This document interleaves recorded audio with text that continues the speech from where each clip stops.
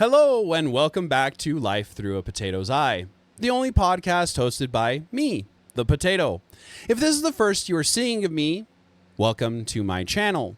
We dig into food, fuels, and freedoms. Feel free to destroy that like button as I start to ramble. Today, I want to change the course of my content just slightly so far and discuss the current events in this past month.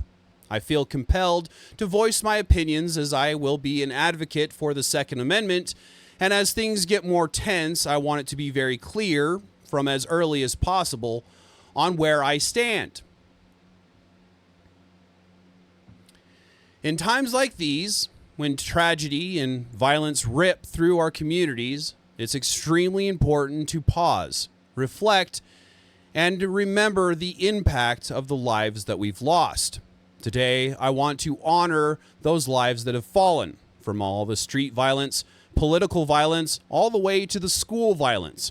They all have an impact on the way we see life and the rights that we all love and hold dear. I want to discuss the rights that keep us safe and free. The current events have sparked yet again the debate on the control of arms. The Second Amendment is stated as such that this debate should never even exist. The Second Amendment shall not be infringed. The only amendment in the Constitution with that clause, shall not be infringed, should be a statement that rings throughout time. The right to defend yourself is a God-given ability. That is as far as we can defend those rights. Thus why the Second Amendment is so important. We have no rights, but the rights that we each individually can force into existence. Without the ability to force them, we have no rights. I mean, I guess we have as many rights as a small animal has the right to beg for mercy from the lion, the pack of wolves, or the hungry bear seeing them as dinner. Please don't eat me. I don't think is going to go very far in that instance.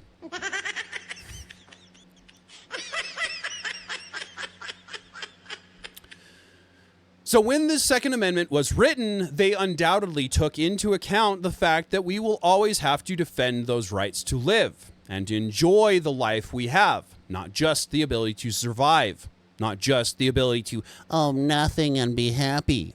That concept is ridiculous. So muskets and cannons were the pinnacle of the weapons of the time. The development of arms does not negate the right to have the pinnacle of the time. Meaning the forefathers intended that the freedom to bear arms is the right to whatever arms the military has access to, because the purpose of the Second Amendment is to make sure we, the people, have the capability to stay free. If the government does not want us to have it, don't create it, and it will never fall into the wrong hands. I mean, we've all seen Iron Man, right? Yeah, I know. That's just a movie scenario. That won't actually happen in real life, right? Right. Also, God forbid in the case of a tyrannical government. I am in no way advocating for normal people having military-grade jets or tanks. What I am saying is if we have the money, resources, and can prove we are of no threat to anyone other than maybe the bad guys of the United States, then we should be able to purchase anything they have access to. The astronomical price tag, as it stands already, but we should be able to if we have the resources. For the simple fact that the Second Amendment was put into place to make sure if any kind of an event were to happen, the people would have the resources to protect their loved ones. Which it sounds to me that both sides are worried about a tyrannical government.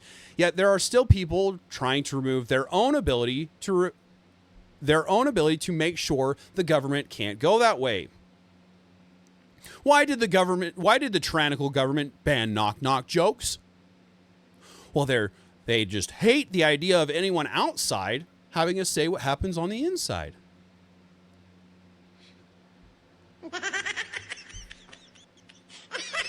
Why don't tyrannical governments ever play hide and seek? Because good luck hiding when they've already taken all the places you can go.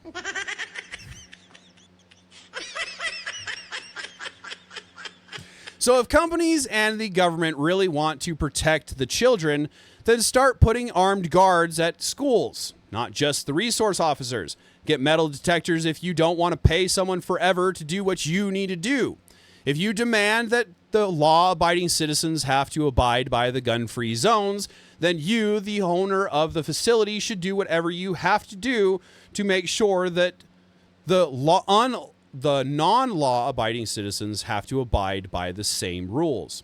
Or you take the responsibility to those that have something happen in your facility simply because they decided to abide by your rules without you doing your due diligence. And in the event of an unaliving, how does one ever take proper responsibility? I'm sorry you're not here no more is not going to go very far either.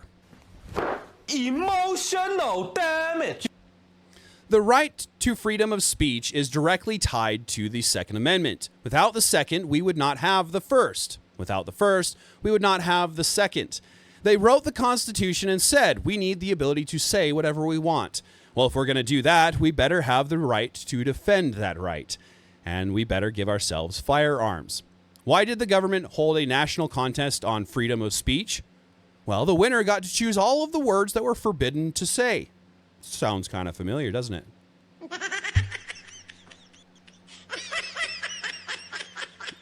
They said we could say whatever we want. Turns out the catch was we could only say it once.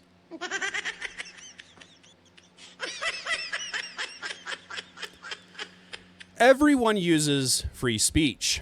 Left, right, purple, blue, it doesn't matter. From walking on the street, talking to a friend, to discussing politics online, every single person uses free speech, and we need to hold on to it. Look at the rest of the world that has been disarmed. Take Australia for an example. They banned firearms in 1996. They said losing the right to bear arms won't change much, which is exactly what every burglar hopes and dreams you believe. We lost the right to bear arms, but hey, at least the government still has plenty for our safety, of course, because that never has gone bad in the past, right?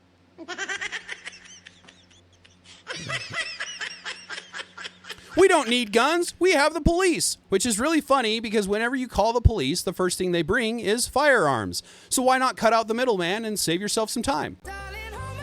Nothing beats a Jet2 holiday.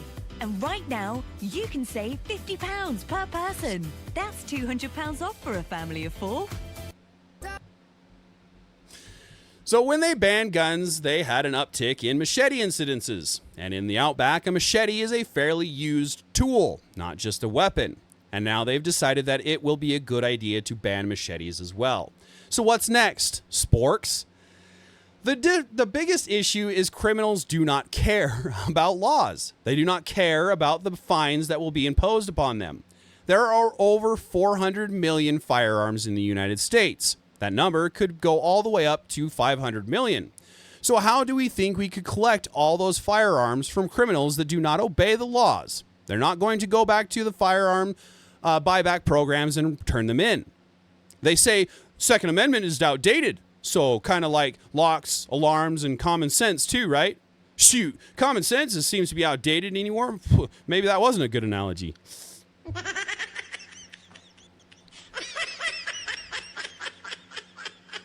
The criminals will keep the firearms regardless. They will burglarize homes and properties even with locks and alarms. So at that point in time, the only people that will not have the defense are the law-abiding citizens, the ones that deserve to stay in the civilized society that we live in. If firearms were the issue, we would see a lot more issues with 400 million of them in the States. The main reason for the Second Amendment is for the purpose of hunting and survival, which many Americans still participate in. Look, I don't need the Second Amendment to hunt deer. I need it in case the deer start hunting me with government funding. They tell me, you don't need a rifle, the government will protect you. Right, because nothing screams safety like being hunted year-round by the IRS.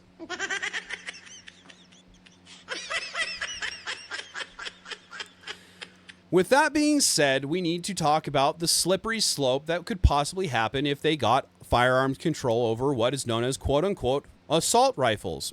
To which I say, define assault rifle, because assault is an action, and that can be taken with anything, including items not classified as a firearm. Look at the 1,476 knife unalivings in 2019 in the United States, where not as many as firearms by great leaps and bounds. However, the knife would become a possible issue similar to the machete in Australia. More so in looking in the great wide world web. You look at South Africa, for example, the population is roughly 1/8 of that of the United States, and they had 9,783 knife unalivings in 2021 alone. Where they have 1/8 of the population, they created over 8 times the amount of knife incidences. Criminals will be criminals no matter what they get a hold of. Emotional damage. Sorry to be the bearer of bad news. We can also go into ghost arms. You know, the ghost arms that just strangle people randomly out of nowhere. Oh, no, not that kind of arm. Oh, my bad. I'm referring to the homemade firearms. So even if firearms are collected and the criminals, by some miracle, all decide they need to turn in their firearms, well, the criminals can still create devices of devastation. Given the ingenuity of people, many things are possible. I could see a whole new type of weapon being created to make sure that the gangs can still war on the streets for their territory. It is not, and never has been, the firearms that are the issue. An inanimate object cannot act of its own accord, and more control is not going to change the ability for criminals to get them. It will only make it harder for those of us willing to step up when needed and force those rights for those weaker than us. What I am advocating for is everyone willing and able to own, to get professional training, learn firearms safety, and then carry. The average response of police is 5 to 10 minutes. The response time of a .45 diameter wireless hole punch is approximately 1,100 feet per second. Which one is going to be faster if the criminal that already doesn't care about laws tries to do you harm? Because let's face the reality, people that only want to watch the world burn do exist. It is better to be tried by 12 of your peers than be carried by 6. My friend, stay strapped or get clapped. Always make sure you are taking care of yourself first so that you can take care of those that are weaker than you. The argument has been used over and over, but it still stands. Vehicle unaliving surpass 40,900 per year in the United States, and we have never once debated getting rid of vehicles because they are seen as a necessary evil of sorts to be able to hold that freedom. The ability to move freely is a God-given ability, similar to the God-given ability to breathe and to think. The ability to protect those freedoms has to be preserved for everyone. Maybe hunting season is optional, but without the Second Amendment, it feels a whole lot more like open season on us. So I would love to hear from you and what you think we should do with our Second Amendment. I'm also curious if there are any out there that think we should lose access to vehicles to save that 40-something thousand lives per year. So until next time, stay smart about your safety. Remember those around you and what they may be going through. As always, remember your Second Amendment rights inside of the United States and make sure you have proper trigger control. And as always, outside of the United States, please take care of yourselves the best way that you know how. It has become absolutely ridiculous out there. Please subscribe and share so that others can join in on the conversation. It would greatly help me out. And for now, the Potato signing off.